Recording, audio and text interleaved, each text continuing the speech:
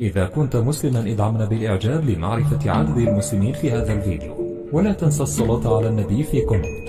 إذا كنت مسلما ادعمنا بالإعجاب لمعرفة عدد المسلمين في هذا الفيديو، ولا تنسى الصلاة على النبي في كومنت. كيف ولد المسيح الدجال؟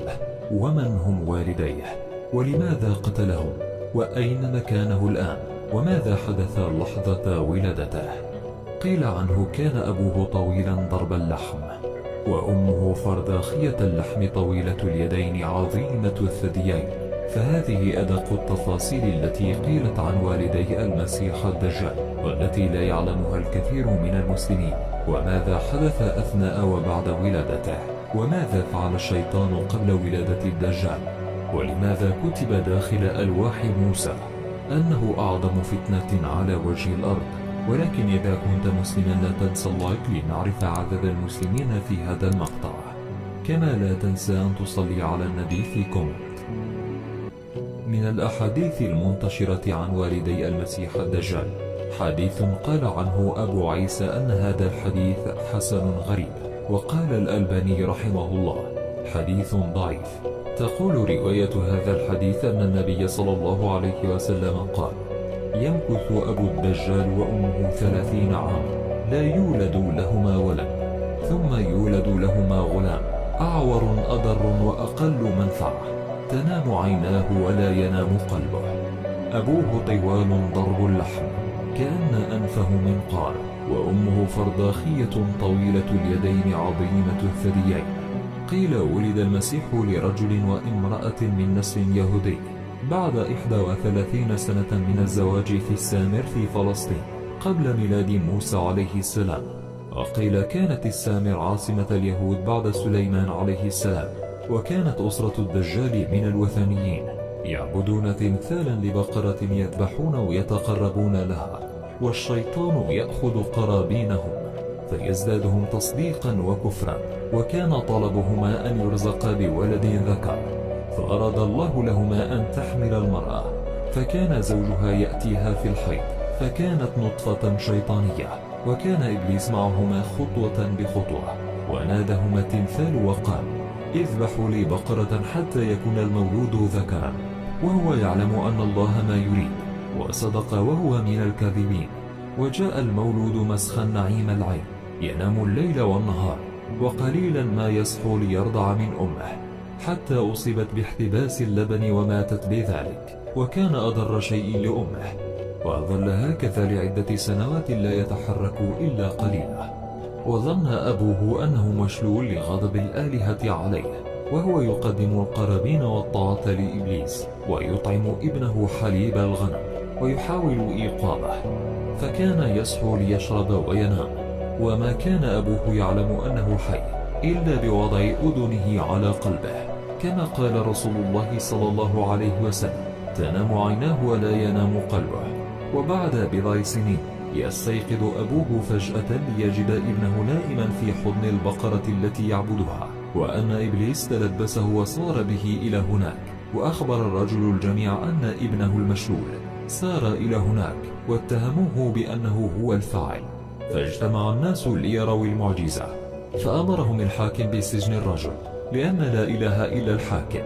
فقال الوالد تحت ألوان العذاب: أنا من حملت ابني إلى البقرة، وإنه لا ينفع ولا يضر سوى الحاكم الإله. فأخذ حاكم السامر الولد إلى قصره ليعالجه من المس الذي أصابه، وأعدم أباه لكذبه، فكان تصديقا لما ورد من حديث النبي صلى الله عليه وسلم أنه أضر شيء لوالديه. فالسامر هي بلدة سامي ابن نوح، وهو من أسماها بعد الطوفان. وسام ابن نوح كان في طفولته لا يتحرك، حتى جاءه ملك وعلمه كيف يحرك رجليه. فالمسيح عاش في كنف حاكم السامر الذي أشاع أن هذا الولد به مس من الشيطان، فجاء بالكهنة والسحرة لعلاجه. لما زادت شهرته وأن هذا الولد سامري، أي أنه مثل جده سام الذي لم يتحرك إلا بعد أن جاءه ملك وعلمه كيف يحرك رجليه، فأمر الحاكم الجميع بأن ينادوا الطفل بالسامر نسبة إلى بلده. وبقي في رعاية الحاكم إلى أن بدأ الحركة بعد بضع سنين من السكون، وكان يأتيه في كلامه وعيناه بها عيوب عجز حكماء عصره عن علاجها.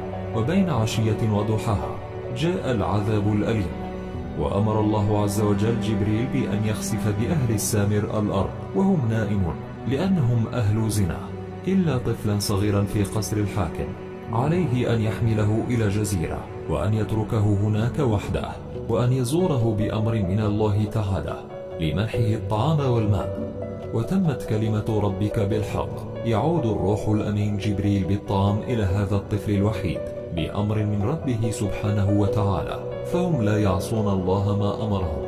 وبدأ الدجال يغدو ويروح ويتعلم في الجزيرة، وسكن كهفه وجميع ما فيه ما أعجبه، إلى أن بلغ العشرينيات من عمره وهو على كفره، فلم يؤدي لله صلاة.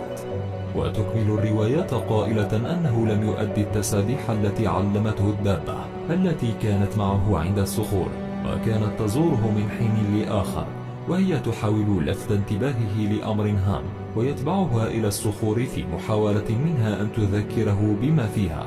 وما فعله جبريل وهو يزداد تكبرا، ونظر إلى السماء وهو معها وقال لها: وما يدريك، أنا وحدي ولا أرى جبريل ولا أرى الله، وأنت من كتبت على الصخور حتى لا أحكمك كما أحكم جزيرة هذه. وأخذ في تأويله، فصرخت الدابة بشدة وهربت منه إلى الغابة. وفي الرواية ظل يناديها غرورا وتكبرا وعنادا قائلا: أنا لا أعرف غيري، وكل ما حولي خاضع لي، أنا إله هذه الجزيرة والتي لا يملكها غيري. فجاءته الدابة في يوم آخر وهي تكلمه بلسان فصيح، وقالت: إن جبريل أمرني أن أكلمك بلسان فصيح، وأن الأمر جد، وعليك أن تختار وأن تتأكد أن الأمر من عند الله، فلا تخن عهد الله وكن من المؤمنين. ثم عادت إلى صمتها، وأخذ اللعين يفكر في الأمر ولا يلقي لكلامها أي بال، بل كان يفكر في الألوهية، فقال: إن أنا آمنت سأكون عبدا، وأنا لا أريد أن أكون عبدا، أنا أريد أن أكون إلها. فالتقى الدجال بركاب في سفينة تائهين، فحكى لهم قصته بتفاصيلها مع الدابة، فلم يصدقوه وقالوا أنه مجنون، وقد نجا من إحدى سفن قد غرقت وعاش في جزيرة مرعبة وحده، فأصيب بالجنون، فقرروا أن يأخذوه معهم لينقذوه من الجزيرة، فكان عليهم شؤما. فمنذ وطأت قدماه السفينة والموج يشتد عليهم، وكان البحر غضب عليهم بصورة لم يروا مثلها أبدا، وكأنه عقاب لهم على أخذهم هذا اللعين، فقرروا أن ينزلوه في أقرب بر، وأشاروا عليه أن يذهب إلى طبيب ليعالجه. بدأ يقابل الناس ويتعلم كل شيء بسرعة رهيبة، وكان ذي قوة هائلة، يمتلك عقلا جبارا، كان يجعل كل من يراه يتعامل معه متعجبا من هذا المعيب. فقرر أن يذهب إلى طبيب كما أخبره أصحاب السفينة، فسأله عن اسمه، فقال: السامري من فلسطين. فعمل معه وقال له: إن عشت يا ابن السامر ستكون ملكا في الخير والشر. وهنا تذكر كلام الدابة ولم يلقي لكلامه ما بالا، وظل يتعلم لسنوات طويلة، وقرر أن يذهب إلى الجزيرة مرة أخرى، فوجد الدابة الجالسة تنظر إليه بكل غضب، ثم تهرب إلى الغابة. فأخذ معه صخرة من الصخور الملونة، ونزل السامر إلى فلسطين، وسأل عن الخسف الذي أخبرته به الدابة، فقالوا: لا نعلم سوى خسف من 100 عام، وأصبح عمره 100 عام ولم يتغير شكله. وسأل عن طفل صغير أخذه الحاكم من أبيه، فلم يكن هناك سوى رجل كبير أخبره أنه سمع هذه القصة من أشخاص آخرين، فسألهم عما كانوا يعبدونه، فقالوا كانوا يعبدون البقر، فعلم أن ما أخبرته به الدابة كان صحيحا، فقال: أنا أملك ما لا يملك البشر، أنا إلههم وأنا لا أعبد أحدا. وبدأ اللعين بالبحث عن النبي موسى حتى التقى به، ولم يقص عليه شيء سوى أنه نسل إسحاق ابن يعقوب، وأن والده كان مالك السامر. وهنا انتهت الرواية المنتشرة. ونؤكد على حضراتكم مشاهدينا الكرام بأننا لم نقف على صحتها، بل يغلب عليها الضعف والكذب، ونذكرها لحضراتكم من باب إخباركم بما يقال عن قصة المسيح الدجال. إذا أتممت هذا الفيديو فصل على محمد وعلى آل محمد صلى الله عليه وسلم، ولا تنسى الضغط على زر لايك والاشتراك في القناة لكي يصلك كل جديد. السلام عليكم ورحمة الله.